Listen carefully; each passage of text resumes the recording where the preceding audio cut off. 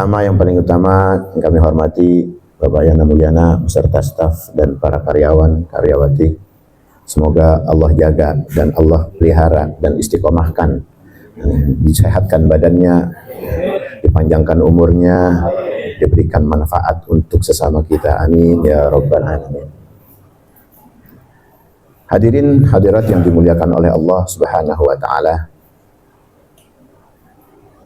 Kemenangan seorang muslim ketika kita sudah diberikan wawasan, maklumat, ilmu, serta jangkauan dari apa-apa yang kita belum tahu sebelum ini.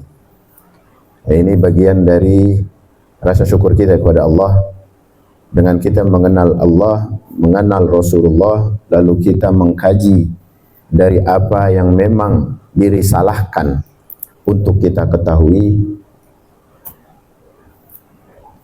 ketahuilah bahwa itu adalah satu nikmat yang tidak akan bisa digantikan dengan harga nominal atau materi, seberapapun besarnya materi itu.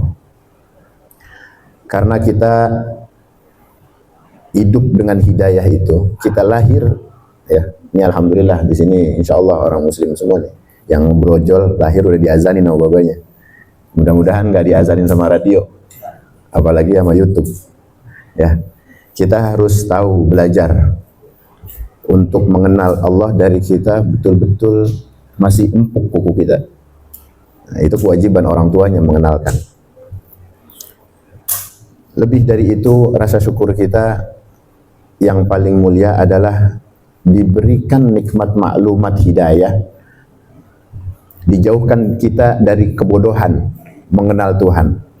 Ini kita bersyukur nih, walaupun secara permulaan itu atau secara pemula itu kita belum mengenal banget, tapi minimal kita sudah dikenalkan oleh orang tua kita atas nilai tauhid bahwa Tuhan kita adalah Allah Subhanahu wa taala dan Rasulullah adalah utusannya. Itu dulu aja. Itu. Baru setelah kita beranjak dewasa, kita beranjak mengenal mana baik mana buruk, mulai dah tuh bercakrawala kita, mulai berterbangan, kita punya daya hayal. Allah itu apakah laki, apakah perempuan? Nabi itu kenapa diturunkan di Arab, apa istilahnya diutus di negeri Arab? Nah, itu mulai tuh orang-orang berpikir di saat dia ini udah mulai kukunya itu mengeras dan mulai memerah genggaman tangannya. Ya. Tapi kalau enggak didasari dengan ilmu yang cukup dan mumpuni serta didudukkan dengan orang-orang yang paham akan agama, maka bisa keblinger nanti. Yang penting makanya supaya kita jangan terjebak dengan situasi kebodohan zaman yang menggiring kepada jauhnya kita dari akidah. Jadi bersyukur kalau kita udah menetapkan bahwa Allah adalah Rabbul Alamin yang tak tersentuh dengan apapun dan tak ternilai dengan sifat apapun yang ada di manusia atau makhluk. Jadi udah kita tahu bahwa wahdatul wujud, Allah itu esa. Nah, itu kalau di Pancasila kan Tuhan yang Maha Esa. Itu udah menunjukkan ketauhidan. Syukur alhamdulillah kita ada di Indonesia, majoritinya Islam, ya, dan dasar negara kita dikenalkan dengan ketauhidan yang nyata. Ya. Kalau udah esa, nggak ada lagi. Itu dia. Itu satu keberuntungan bagi kita. Makanya ketika kita ini terbuai dengan rasa nikmat atas lingkungan kita yang penuh dengan pengenalan tauhid dari kuku kita yang masih empuk, jangan terbuai. Ah, gampang, Islam mah dipelajarin, nggak usah dipelajarin juga kita dengar diri, nggak boleh begitu. Siapa yang mengabaikan satu nikmat maka akan dicabut kenikmatan itu. Jadi kita harus tambah dengan apa? Dengan rasa syukur. Rasa syukur aplikasinya apa? Buktiin dengan kita belajar, bertaklim, duduk di majelis. Kalau ada kajian-kajian, dengerin, hadirin. Nah, itu salah satu bukti aplikasi syukur kita. Bukan cuma katanya alhamdulillahirabbil alamin, dah kan udah ngucap tadi. Udah cukup. Ya gitu. Enggak begitu. Ada daya tarik kita gitu untuk mengetahui bahwa syukur itu harus dibuktikan dengan aktualisasi yang nyata. Habis aktualisasi kepada kita yang nyata ini, maka akan ketularan tuh sama orang kanan kiri kita.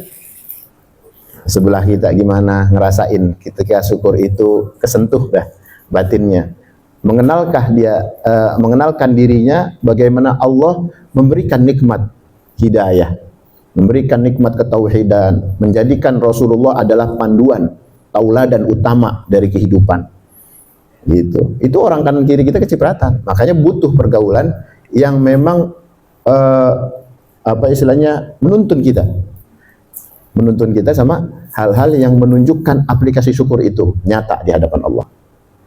Gitu. Supaya kita ini nggak terbuai sama keadaan. Ya. Rata-rata orang-orang yang namanya manusia itu kalau udah diberikan kenikmatan yang gampang diraih, santai aja, nggak ada daya juangnya, nggak ada. Akhirnya membuat dia lalai dan bodoh. Gampang.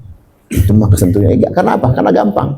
Padahal nikmat kalau dikaji atau dicari dengan susah, maka akan menemukan hasil yang istimewa. Gitu. Jadi ketika gamblangnya satu nikmat, lalu kita mencari yang lebih lagi dari itu, maka itu adalah tanda kita mencari yang lebih nikmat lagi, dan kita menjaga kenikmatan yang lain itu agar tidak hilang. Bukan malah diabaikan, apalagi diremehin. Kalau diremehin, hilang deh tuh nanti karomah dirinya, ya, kemuliaan dirinya. Alhamdulillah kita tak bosan-bosan untuk mengucapkan rasa syukur kita dengan mengaplikasikannya, hadir dalam majelis, duduk ya, bersimpuh dalam mingguan rutinitas kita, ya istilahnya ngorbanin waktu kita dah, ya. Kalau memang perlu ongkos ke sini, kalau memang perlu biaya ke sini, nah itu adalah satu tanda panggilan Allah untuk kita itu baik. Di mana pergaulan kita akan menjadikan kita manusia-manusia yang thayyibin, orang-orang yang baik. Gitu.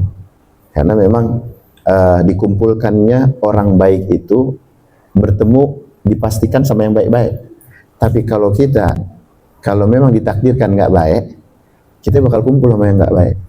Karena at-thayyibina lit-thayyibat wa at-thayyibati lit-thayyibin. Orang-orang yang baik itu akan dikumpulkan dengan yang baik-baik. Begitu juga perempuan. Kalau orang yang belum dapat jodoh nih, ya, kalau memang dia pengen mendapatkan jodoh yang baik, maka utamakan dirinya untuk baik dulu.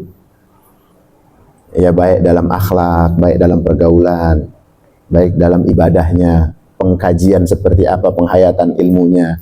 Itu baikin dulu nih diri kita. Baru habis gitu dipertemukan dengan jodoh-jodoh yang baik.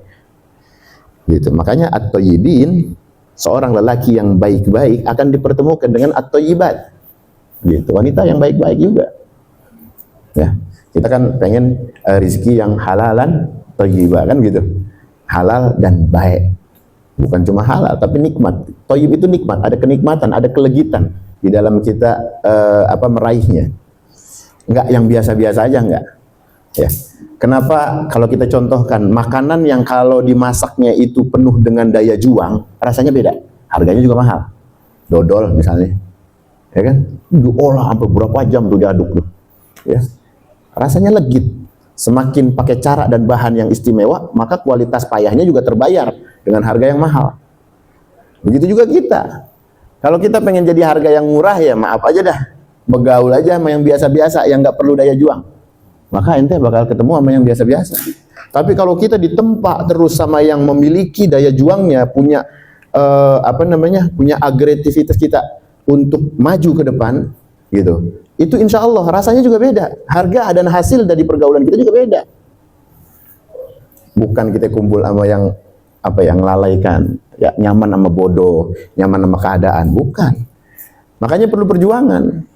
Ya, perlu penggemblengan. Mutiara itu bisa kelihatan istimewa dan indah dan harganya bisa ketahuan kalau digembleng dulu. Ya. Berlian begitu juga. Balik ke makanan, rendang aja jadi mahal kan? Diolahnya lama banget tuh. Direbusnya lama, bumbunya lama, itu rendang. Rasanya juga legit. Bisa dibawa-bawa kemana-mana, awet. Nah, itu kan awet itu makanan. Yang makanan itu punya fasenya. Jadi nggak selamanya kan? Kita begitu juga, ada fasenya kita. Kapan orang menikmati pergaulan kita? Kayak gitu. Alhamdulillah, semoga pergaulan kita diridhoi oleh Allah Subhanahu wa taala. Tanda kita bisa mendengarkan kalimat-kalimat thayyibat, ini adalah tanda Allah cinta. dan tanda ada percikan-percikan ridho. Nah ini kita harus sambut. Kalau memang pintu udah kebuka, tinggal masuk. Jangan tunggu di depan, habis gitu mundur ke belakang. Jangan. Masuk, nikmatin bagaimana nikmatnya ibadah kepada Allah. Ya, cucurkan air mata syukur kita. Air mata minta ampun kepada Allah atas kelalaian kita. Ya, kealpaan kita. Karena umur kan gak ada yang tahu. Umur siapa yang bisa nebak, sehat siapa yang bisa nebak. Makanya kalau kita bersyukur atas nikmat, lalu kita mentadaburi atas syukur yang tadi kita ceritakan, maka keamanan dimanapun akan dijaga oleh Allah. Itu salah satunya. Jadi nggak ada tuh beban, nggak ada. Ketika beban itu yang harus dikoreksi kitanya. Kok kayak beban, Tat? Yang antum bilang kayaknya belum nyaman. Nah, itu yang harus diperbaikin sebetulnya. Rujuknya itu kepada diri kita, kepribadian kita. Berarti harus ada yang disetel lagi nih. Makanya kita harus mawas diri dari keadaan-keadaan yang membuat bumbu racikan dalam kehidupan kita itu juga terkontaminasi dengan nafsu